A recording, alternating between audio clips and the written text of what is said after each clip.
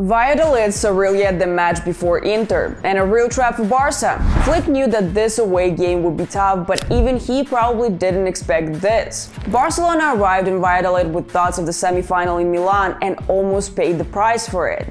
Flick fielded a semi-reserve side given the first team a rest. Dani Rodriguez, Ansu, Pau Victor and Hector Ford started. And for the first time in a long while, Ter Stegen and Christensen were also in the lineup. It was a full rotation. Youth, experiments, adaptation to save energy, and we immediately paid the price for it. All of this was certainly risky in the context of the championship race. Just 6 minutes in, after a ricochet off Araujo, Valladolid took the lead. At this moment, it's worth noting Ter Stegen's ambiguous actions. The ball made a parabolic curve that Marc-Andre couldn't stop, although it seemed like he lacked the reaction speed. He simply jumped without trying to stretch for the save. Of course, our captain deserves some criticism, but the German had just returned, and he's still short of match fitness, which is okay.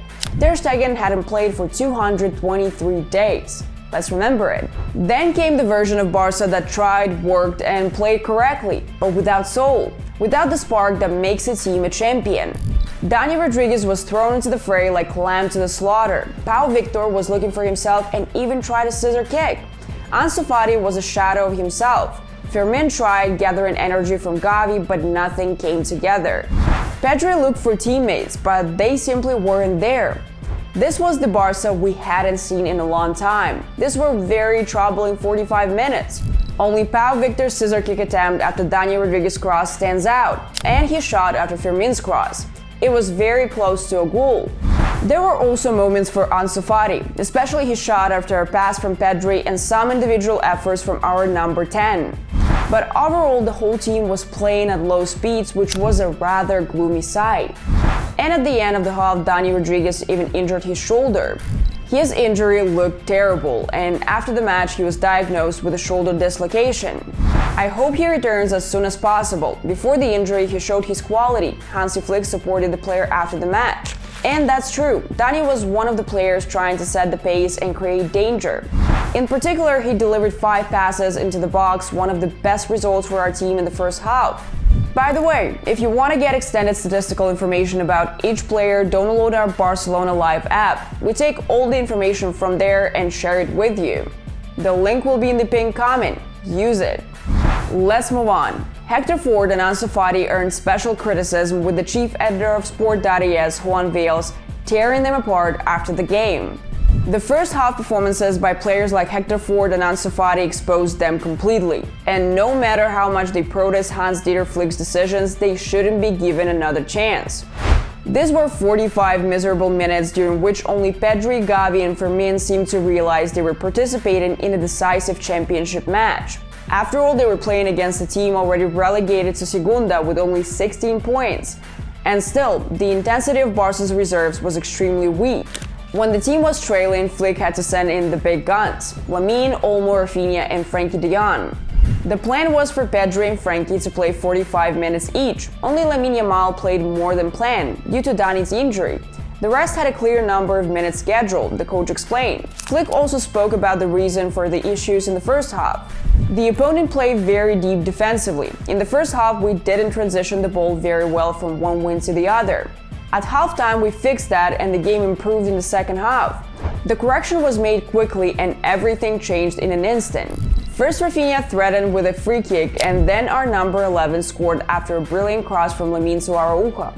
The Brazilian played the ball perfectly in the box. That was his 31st goal of the season, and his overall tally is now 53 goal contributions. Incredible. Here we should note how Barcelona overloaded Valladolid's defense and the role of Araujo, who remained as a central striker. Without Robin and Ferran, we lacked a player capable of creating tension. Unfortunately, Pau Victor once again didn't impress. A few minutes later, Fermin finished off a superb pass from Gerard Martin, 2-1. Rafinha scored in the 54th minute, Fermin in the 60th. In just 6 minutes, the game was completely flipped. But appreciate the genius of Martin's pass and Pau Victor's movement in this episode. Bravo, guys. By the way, Gerard was named the MVP of the match. What a surprise. Although, if you look at his amazing statistics, it's worth noting that he won 10 duels against his opponents and created 4 goal-scoring chances for his teammates. Truly a strong performance that went unnoticed. And Fermin, of course, a true top talent, he scored the game-winning goal that could bring us the championship. Gerard Martin gave me a gift with that pass. All that was left was to put the ball in the corner, Fermin said modestly after the match. And then there could have been more. Lamine flicked the pass to Ford, he hit the post. It was a shame, the play was beautiful, and both Lamine and Hector displayed excellent individual skills. Valladolid significantly improved after Latasa came on, becoming a real nightmare, especially for Christensen, who had returned to the starting lineup but lacked match rhythm. Ter Stegen saved the first header from the former Matador, then showed his skill, saving a powerful shot 15 minutes before the end. This save could be worth La Liga. Lamine Yamal could have sealed the game, but Candela cleared the ball off the line. Then there was almost free kick attempt and a few more tricks from Lamine, which mesmerized all football fans. And the final whistle. Barca takes 3 points and heads into the Clásico with at least +4 over Real Madrid, waiting for their match against Celta. A few words about another invisible hero of this match. When the team lacks soul, there's always Gavi.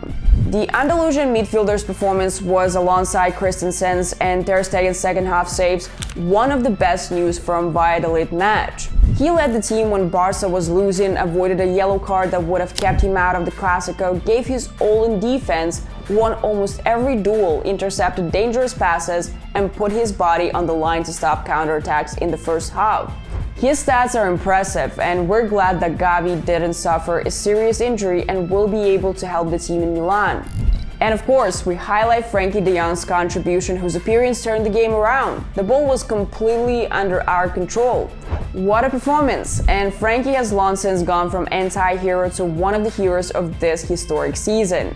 A few words about Christensen, who also deserves praise and is crucial for us at the finish of the season. Don't care who we played, I couldn't be more impressed with Christensen. This was the man's first start in nearly a year, in a system almost every defender needs time adjusting to. Yet he didn't look out of place for a second. Such an intelligent footballer. How can we disagree with this tweet? A phenomenal comeback in the middle of the season. I am pleased that we got the 3 points. That was the main objective. We go to bed with a 7-point lead over Real Madrid, and we managed to give key players some rest before the Inter match, Flick said in an interview. The team achieved its goal, but at the cost of a huge amount of stress. The important thing was not just to win, but also to give some players rest. Victory was achieved, but the second part was only partially fulfilled. Nevertheless, we celebrate this win as another step toward the championship. And let's say it once again, Hansi Flick has transformed Barcelona into a team with incredible mental strength. So many comebacks this season, something we used to really struggle with. This team is unbelievable. And that's it for today. Like the video if you're happy with the 3 points, share your thoughts on the game in the comments, and subscribe. Now we look forward to one of the season's matches. Love Barcelona, bye!